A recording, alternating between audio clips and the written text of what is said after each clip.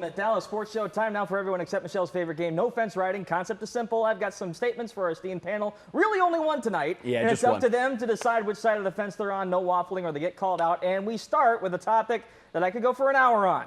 Somehow, Rob Manfred made Pete Rose's Hall of Fame eligibility a lose-lose situation. A shocker that the guy who called the World Series trophy a piece of metal would screw this one up too, but here we are. Manfred announced that Rose and the 1919 Black Sox would be removed from baseball's ineligible list. All of them were on the list for association with gambling in various degrees. It was made a rule after the Black Sox scandal in 1919. Rose knew that, still bet on baseball in the 80s. My gripe isn't necessarily with Rose here. For now, it's Manfred who decided to open this can of worms all over again. If Pete gets in, it's a crime to the caretakers of the game and what they've stood for generations, and it's a crime that we won't get his reaction to it because he's gone. If he doesn't get in, then there was no real point to this whole charade anyway, and you've undercut what little authority you have as a commissioner left in the eyes of the baseball world. Saad, lead us off here. Which side of the fence you on?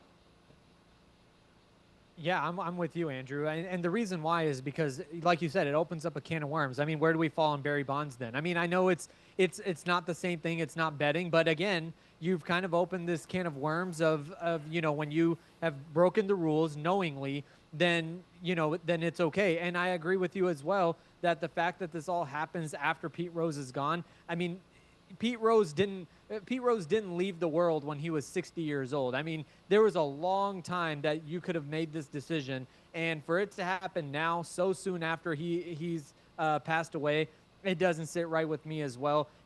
To your point, it's not really about Pete Rose or not. I understand he's the hit king, and I understand arguments on both sides, but it's the timing that really rubs me the wrong way.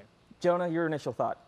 I do wonder if this is a bit of a PR stunt by Major League Baseball in hopes of just getting more attention to the sport. And anytime you mention Pete Rose in the Hall of Fame and gambling on baseball, I mean it's a surefire needle mover. As for the fence, I'm for it.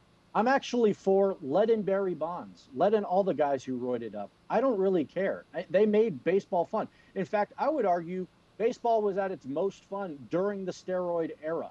So, sure, let them all in. I know that's a hot take that some might not agree with, but it is for me. Mike? Honestly, the concept of him getting in, the concept of A-Rod and Bonds and Clemens and whatever getting in, that doesn't bother me all that much.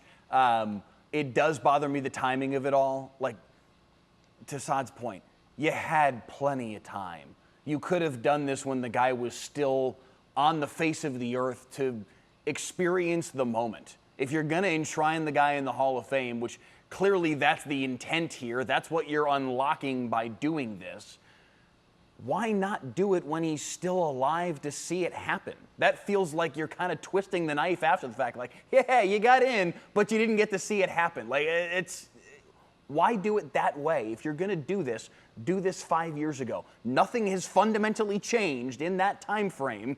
We are just as much as we were 5 years ago in this space where gambling is having this renaissance and is more acceptable in popular culture. Why couldn't you have done this 5 years ago when he was still around to see it happen? That's the part that rubs me the most wrong about all this. And to get into the Pete Rose side of it for an example real quick, because one of the main arguments I've heard from people, hey, if you put him in the Hall of Fame should be a museum. I visited last year. There is a museum attached to it. The Hall of Fame is its own specific part of the museum, but the entire museum still exists to honor the history of baseball. And Bonds is in there. Sosa's in there. McGuire's in there. Pete Rose is in there multiple times. He is part of that entire history, the tapestry of the sport. You're talking cleats, you're talking baseballs, you're talking bats. I can't remember if there was a jersey there or not. They even have a literal interactive display asking should Pete Rose be in the Hall of Fame in Cooperstown. So really what we're arguing over is not trying to incorporate him into remembering him in the annals of baseball. We're asking him to get a plaque.